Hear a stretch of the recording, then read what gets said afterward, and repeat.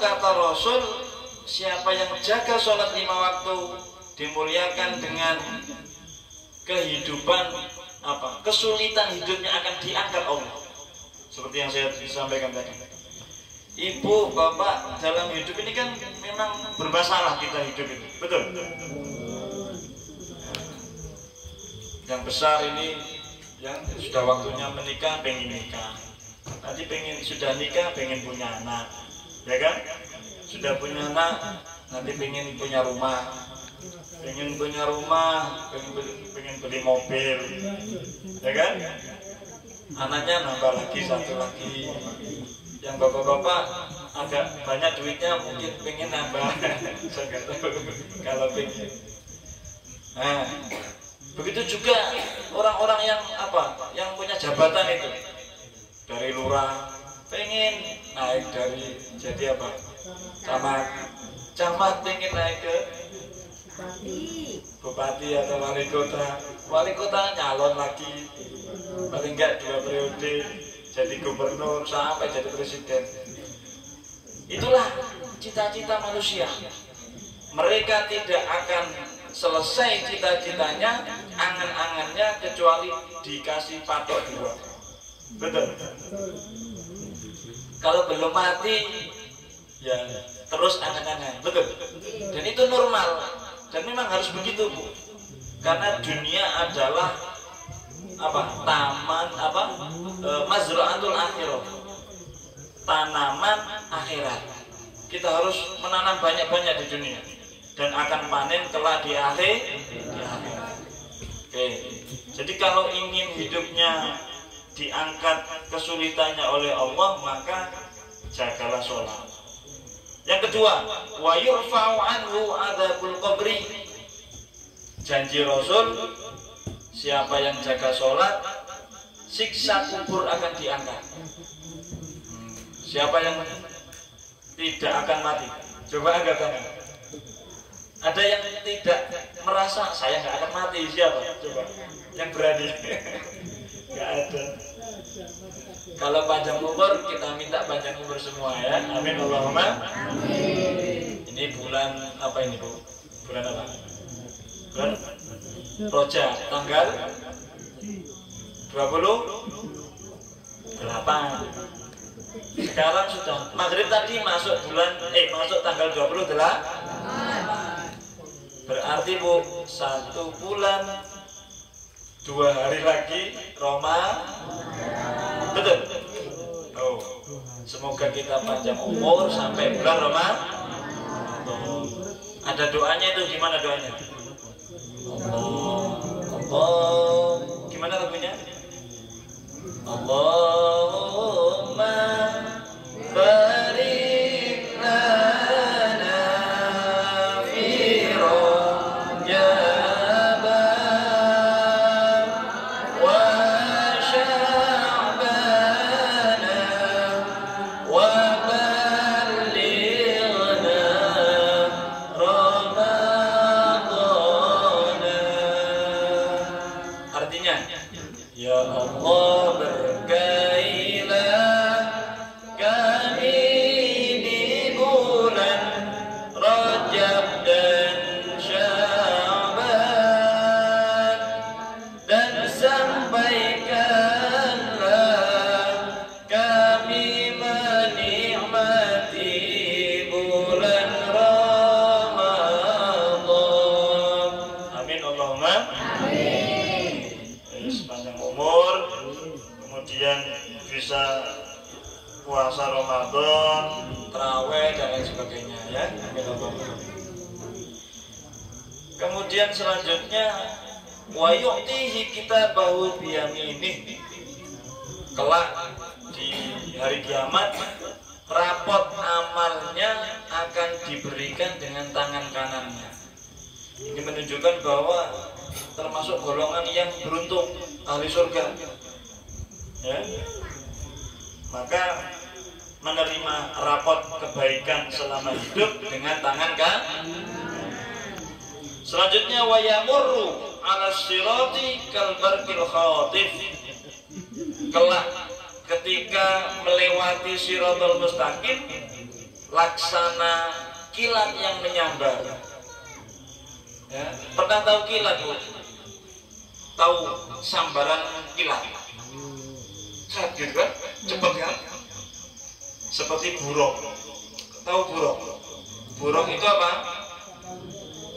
Buruk adalah hewan yang ditunggangi oleh Rasulullah ketika Isra Mi'raj. Pandangan buruk itu sepanjang mata memandang. Jadi buruk melihat langit langsung sampai sana. Ya.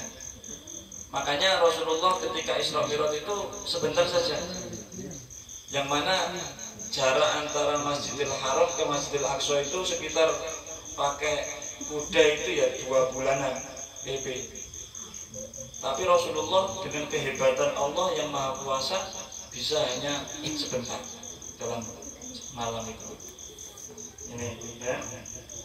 Maka kalau ingin tadi melewati Shiratal Mustaqim yang dikatakan tajamnya itu seperti apa? Pedang yang paling tajam. Siapa yang tergelincir langsung masuk neraka bawahnya itu. Api menyambar ya. Kemudian di situ banyak hewan-hewan ular dari api dan sebagainya. Sangat mengerikan kalajengking. Apakah kita kuat di dalam neraka ya? Makanya kata Rasulullah jaga sholat. Kalau jaga sholat maka ketika melewati Shiratal Mustaqim dia seperti kilat yang menyambar, terus langsung masuk surga. Ya, ini. Kemudian selanjutnya wa yadkhulul jannata bighairi hisab. Masuk surga tanpa hisab. Masuk surga tanpa diinterogasi lagi. Tak usah ditanya lagi, langsung masuk surga. Nah, enaknya kita umat Islam ini Bu, yang Ahlus Sunnah wal Jamaah, itu kita punya gantungan, kita punya guru. Contoh Ustaz Taufik, kita punya guru. Ustaz Taufik punya guru lagi, sampai tali keilmuannya ini nyambung sampai baginda Nabi. Makanya sebisa mungkin ayo kita lakukan ajaran Rasul supaya kita ikut nanti dalam satu gerbong untuk masuk surga. Ya. Jangan menyimpang. Ini. Lah selanjutnya wa man tahawana biha aqaballahu bi khamsa asyarata uqubatan. Kalau meremehkan sholat kata Rasulullah maka disiksa dengan 15 siksaan. Sittatun fid dunya, 6 di dunia, wa talatun indal maut, 3 ketika mati, wa talatun fil qabri, 3 di dalam kubur, wa talatun inda khuruji minal qabri, dan 3 lagi ketika keluar dari kubur. Fa amal lati fid dunya fal ula yarfa'ullahu al-barakata min rizqihi. Ketika di dunia meremehkan sholat, maka kata Rasulullah keberkahan rezekinya dicabut, diangkat. Jadi walaupun gajinya banyak, 1 bulan bahkan 10 juta, 20 juta, tapi cepat habis. Entah anaknya kecelakaan, entah istrinya selingkuh. Ini ada saja masalahnya. Karena apa? Tidak menjaga sholat. Kemudian mana tadi? Yang zi'ul barakata min umri, keberkahan umur dicabut. Umurnya walaupun panjang tapi jauh dari kebaikan. Ya, bikin gaduh di masyarakat saja. Suka maksiat, kurang berkah. Nah, tanda umur berkah itu seperti ini Bu. Coba bayangkan. Tadi ibu dari jam berapa? Dari ada yang jamaah sampai sekarang kok betah? Kok betah ya? Coba bayangkan. Ini menunjukkan umur kita yang hanya 3 jam. 3 jam ada ya? Dari jam 7:30 taruhlah. 7:30, 7:09. Sekarang 9:30. 1 jam setengah ini Bu. Kita enak duduk bareng ya, duduk bareng, merasa anteng, lupa hutang-hutang kita, betul? Lupa kreditan kita, ada yang punya kreditan. Olahkan loh, Mas Hasan banyak kreditannya. Lupa nota kita yang belum bayar, ya Allah. Tapi kita tenang di masjid seperti ini. Karena rahmat Allah lagi turun, kita dinaungi para malaikat yang ribuan jumlahnya, tapi mata kita itu tidak nampak. Jadi sekiranya kita ini banyak malaikat yang ikut ngaji, ya, ikutnya ngaji. Bahkan dari rumah ibu itu sudah disiapkan sayapnya malaikat. Tapi ibu nggak tahu. Nanti kalau ibu tahu, wah, saya lebih hebat ini. Seperti apa? Daripada presiden. Presiden karpet merah, ya kan? Kalau kita mau mencari ilmu, mau ke masjid, itu malaikat itu rela sayapnya itu dibentangkan sampai tempat ngaji. Ada hadisnya itu. Ya, makanya anak-anak santri luar biasa. Pahala orang tuanya yang mencari nafkah dikirimkan ke pondok ini pahalanya luar biasa, ya. Makanya ibu-ibu yang punya anak yang walaupun di sekolah umum atau bahkan yang di pondok, ya, cari rezeki yang halal, sekolahkan baik-baik, ya. Insya Allah nanti bisa menjadi penolong kita di akhirat kelak, ya. Amin Allahumma. Ini mana tadi? Nah, selanjutnya yumhi sima usholihin min wajhi. Ketika orang itu meremehkan sholat, maka wajahnya itu sudah dijauhkan dari alamat orang-orang baik. Ya. Makanya orang yang rajin sholat kan wudu terus, Bu. Nah, make upnya itu pakai wudu, pasti bercahaya itu. Apalagi nanti kalau di hari kiamat, anggota tubuh yang kita pakai wudhu ini akan bercahaya. Dan Rasulullah akan mencari, oh ini umatku yang sering wudhu, dicari. Makanya wudhu itu, Bu, Bapak Ibu semuanya ya, anak-anak, wudhu itu kalau bisa ketika membasuh kepala, sebagian kepala itu jangan hanya gini-gini saja. Nanti cahayanya kecil, kelip-kelip itu. Kelip-kelip kecil. Lah kalau ingin cahayanya besar, ya seperti itu. Sunnahnya kan semuanya, Bu. Sunnahnya itu rambutnya dibasuh semua. Tangannya ini jebolan sama telunjuk ini dibasahi. Kemudian ditaruh di sini. Nah, gini caranya. Saya contohkan. Nah, taruh di lubang telinga ini dipepetkan. Nah, gini putar. 1, basahi lagi, 2, 3. Ya, nanti terang macam ini lampu yang 20 watt lebih. Perang nanti. Nah, ketika terang, Rasulullah kaget deh. Ini umatku ini, langsung diambil. Ayo ke surga gitu. Begitu juga ketika membasuh lutut, jangan pelit, cuman hanya sampai mata kaki. Siram semuanya nggak apa-apa. Sunnahnya kan sampai lutut. Pelit kali ya. Jadi kalau memang tak ada air nggak apa-apa. Kalau ada air, sunnah-sunnahnya wudhu kita lakukan. Maka sampai lutut bercahaya. Ya, wajah kita bercahaya seperti rembulan. Walaupun sekarang agak hitam sedikit nggak apa-apa. Ya, nggak penting. Di dunia ini ya agak-agak penting sih. Kalau ibu kan terlalu mementingkan wajah, di make up terus, dipoles terus. Padahal nanti lama-lama juga agak keriput gitu kan. Maka yang penting itu bisa membahagiakan suami, ya kan? Jangan kalau sudah cantik macam yang di kota itu, udah malah kalau dilihat suami orang lain atau cowok lain, maka malah senang. Padahal hal itu adalah membuat murkanya Allah Subhanahu wa Ta'ala. Jadi kecantikan seorang istri itu khusus untuk suaminya, tidak untuk umum. Betul? Tidak untuk umum. Jadi jangan diumbar, ya.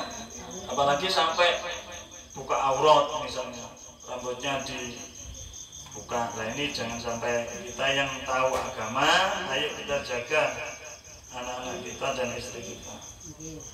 Kemudian selanjutnya, kullu amalin ya'maluhu la ya'juruhullahu alaihi. Setiap amalnya ya tidak diberi pahala oleh Allah karena meremehkan sholat. Ada hadis yang ngeri itu hadisnya. Ya. Besok di hari kiamat itu yang dihisab pertama sholat. Kan begitu ya? Hafal kan tuh ya? Bapak-bapak insya Allah sudah hafal. Jadi yang dihisab pertama kali sholat. Kalau sholatnya baik, insya Allah sedekahnya, zakatnya, hajinya akan diterima. Kalau tidak baik, juga tidak akan diterima. Kemudian selanjutnya layar fa'ulahu tuhan ila sama. Doanya tidak diangkat sampai langit, tidak diaturkan kepada Allah, menggantung. Ya, makanya kalau ingin doanya mustajab, jaga sholat. Ya. Serepot apapun waktunya sholat, ya sholat. Kalau tidak bisa tepat waktu Pak, ya taruhlah zuhur jam 12. Ya nggak apa-apa, tapi niat dulu. Ya Allah saya akan sholat. Ya majul dulu nggak apa-apa, sedikit istirahat. Istirahat itu luangkan sholat, walaupun hanya sholat wajibnya. Kan tidak lama. Lama tidak? Lama mana daripada sama merokok? Daripada sholat, ayo. Satu bungkus itu berapa jam coba? Saya nggak pernah merokok sama saya tanya.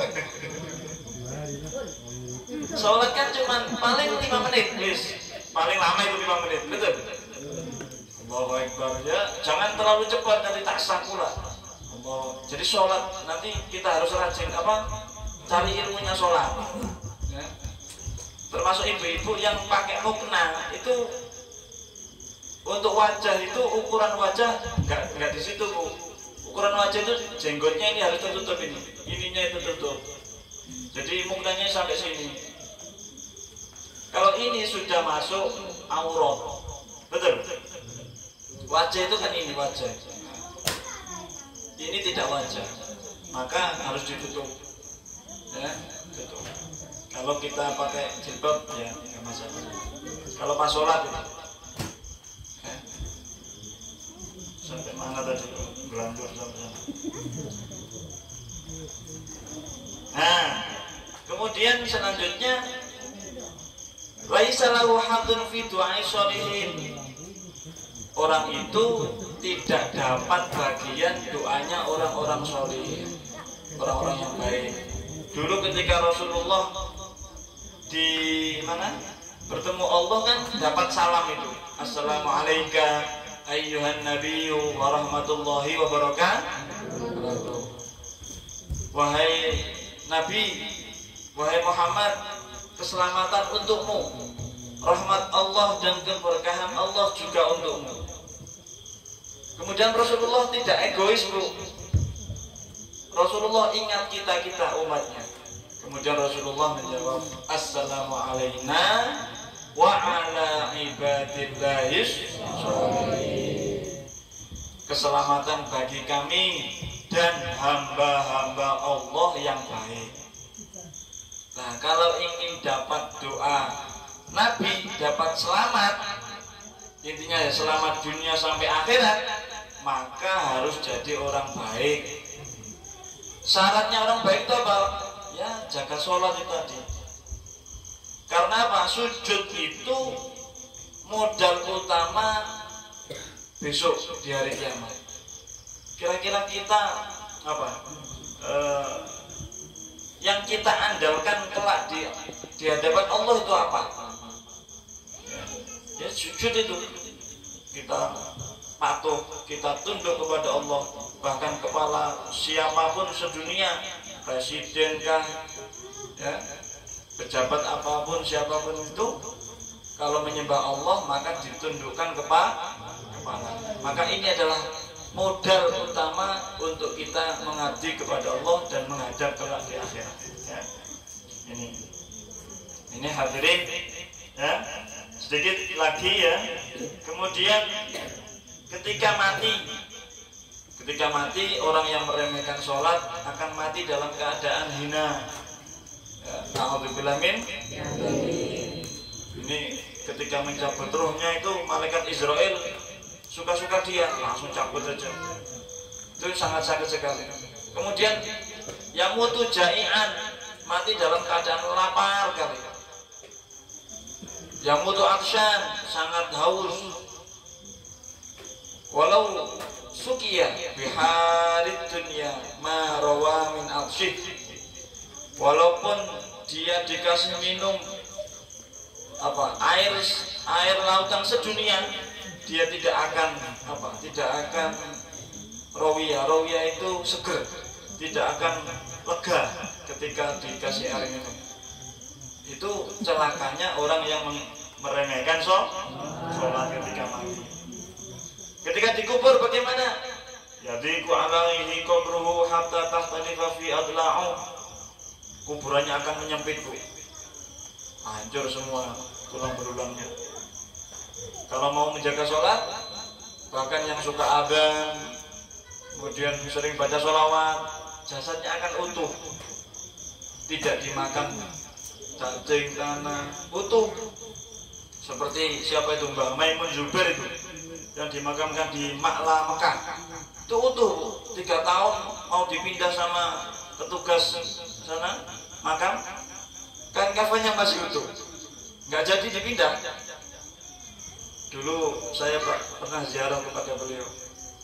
Begitu juga Sayyid Muhammad Al-Maliki sama orang-orang Wahabi itu juga mau dipindah, tapi beliau masih utuh dan bahkan makin ganteng beliau. Beliau kan ganteng, ganteng sekali tampangnya. Makanya ayo kita jaga sekuatnya ya.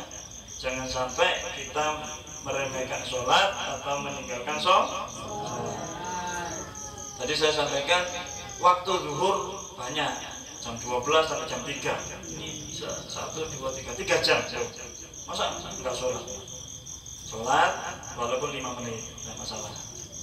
Nah kok ketiduran, ya langsung bangun langsung sholat.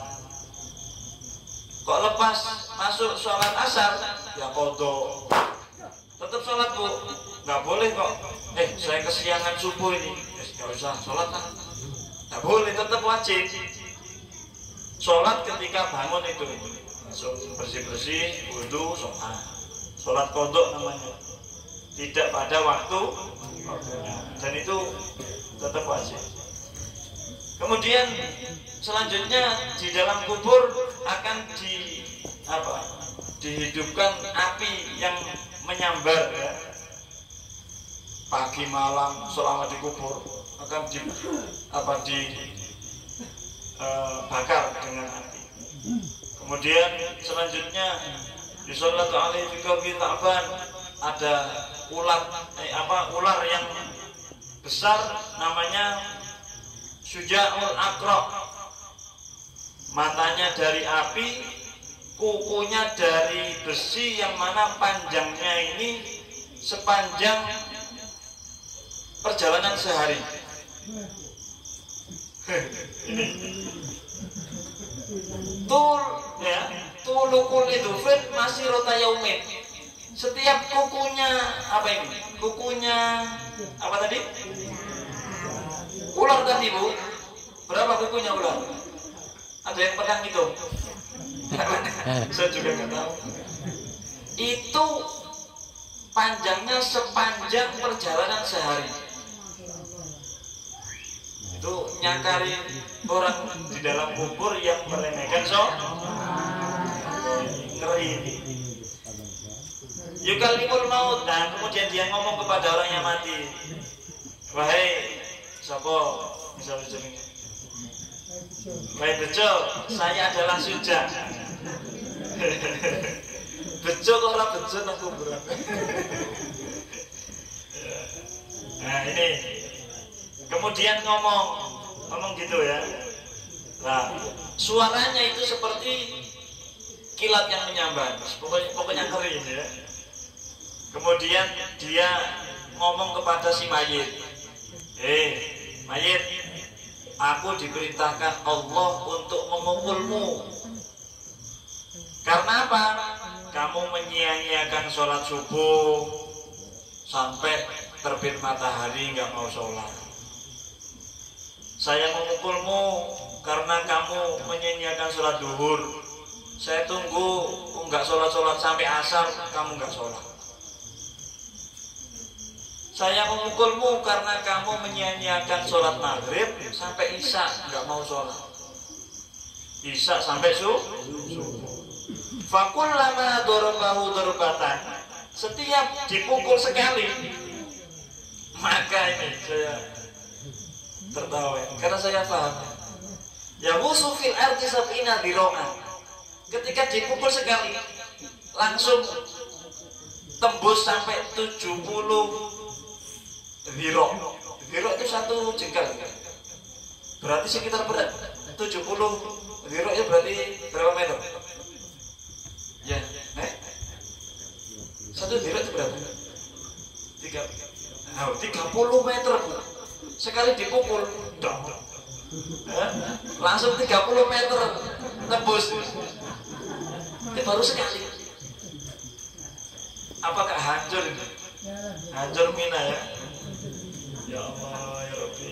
Tapi akhir zaman itu ya Allah, saya ngajar di Nongsa itu, anak-anak SMA itu kalau disuruh sholat sulit kan, padahal sudah di absen, harus di absen. Sholat ya Pak, absen di sekolah. Saya belum sholat belum Pak, ayo sholat dulu, harus gitu ya. Itu kemungkinan di rumah ya jarang diperhatikan sama orang tuanya. Makanya anak-anak yang mondok untung kamu ya, kamu 5 waktu lengkap, sholat sunnah bahkan tahajud ya. Maka yang di sekitaran sini kalau punya anak titipkan sini aja, insya Allah selamat ya, insya Allah selamat. Titipkan sini, insya Allah nggak akan mati kok. Ya pasti dikasih makan. Waktunya mati ya mati. Insya Allah dapat ilmu banyak di sini. 9:30 kurang 6 menit. Ini. Nah, ini saya lanjutkan. Fala yazalu fil ardi mu'adzaban ila yaumil qiyamah. Jadi proses begitu itu Bu, sampai nunggu hari kiamat. Misalnya kok kiamatnya matinya sekarang, kiamatnya 50 tahun lagi, ya berarti disiksa seperti itu sampai 50 tahun. Belum nanti ketika kiamat tiba dibangkitkan semua. Apa itu dihisab ya Allah. Ini Rasulullah itu ketika Isra Mi'raj itu kan menemui kaum-kaum seperti itu. Masih ingat ketika kisah Rasulullah tahu sebuah kaum yang apa? Yang selalu ini lesannya digunting, balik lagi begitu. Itu dikatakan siapa itu? Orang yang suka ahli ceramah, ahli pidato, nyuruh sedekah tapi dia tak mau sedekah sendiri. Ngajak sholat jamaah, dia males jamaah. Jadi saya seperti Ustaz Taufik ini ya mikir juga, kita kalau begitu besok ya pasti begitu. Makanya kita banyak misalnya pidato-pidato ustadz-ustadz di luar sana tetapi tidak mengamalkan ilmunya, ya itu bahayanya. Lesannya diluncurkan ini, potong sendiri, kembali potong lagi. Begitu tuh Rasulullah ketika Isra Mi'raj itu bertemu begitu. Bertemu lagi dengan kuburan yang wangi. Kuburannya siapa? Siti Masyitoh, tukang sisirnya Raja Fir'aun. Ya, karena yang menjaga keimanannya sama keluarganya, kuburannya wangi. Maka kita harus jaga iman sampai akhir hayat ya. Kemudian ketemu lagi orang yang kepalanya dipukul pakai palu yang gede, pukul hancur, balik lagi, pukul lagi gitu terus. Kemudian Rasulullah tanya, wahai Jibril, siapa mereka? Mereka adalah orang yang diajak sholat itu berat ya Rasulullah. Hayya sholat, loh kok sudah asar lagi? Maka ayo, mungkin kita pernah begitu, ayo kita taubat kepada Allah. Semoga malam ini ya kita dikuatkan diri kita untuk dimudahkan untuk sholat. Jadi yang sudah sekarang kita sudah tahu, maka wajib untuk kita mengamalkan ilmunya. Nih Allah. Kemudian sudah lama Bu ya? Sampai ya? Sedikit lagi ketika keluar kuburan. Nah ini ya. Maka satu, ada malaikat yang disuruh oleh Allah untuk memberikan api kepada wajahnya. Kemudian hisabnya panjang, dihisab Allah lama. Kemudian Allah tidak melihatnya, dan baginya adalah siksa yang pedih. Ya, ini ketika hari kiamat. Ini peringatan dari baginda Nabi. Intinya semoga ulang tahun sholat tahun ini menjadi benar-benar ulang tahun yang menjadi pengingat bagi kita, ya, pengingat bagi kita, sehingga besok subuh kita mulai sholat zuhur, sholat. Kalau belum bisa sunnahnya ya wajib-wajib saja. Kalau sudah tentram, sudah enak, tambahi sholat sunnahnya. Kalau ingin rezekinya lancar ya tambahi sholat duhanya. Kalau tak bisa ya baca-baca sholat apa ya? Kalau ingin rezekinya banyak, sholat surat Waqiah. Pokoknya minta pada Allah pasti dikabulkan. Yang penting apa? Jaga sholat. Oke, saya kira cukup ya. Semoga malam ini menjadi saksi ya bagi kita semuanya. Allah memudahkan kepada kita semuanya untuk selalu memperbaiki ibadah kita kepada Allah Subhanahu. Nah, mari mohon doanya untuk Ibu Yevi Andriani dan Ibu Mega, semoga disembuhkan oleh Allah Subhanahu wa taala, diberikan kesehatan, panjang umur, rezekinya berkah, dan keluarganya juga diberkahi oleh Allah Subhanahu wa taala. Kita yang hadir malam ini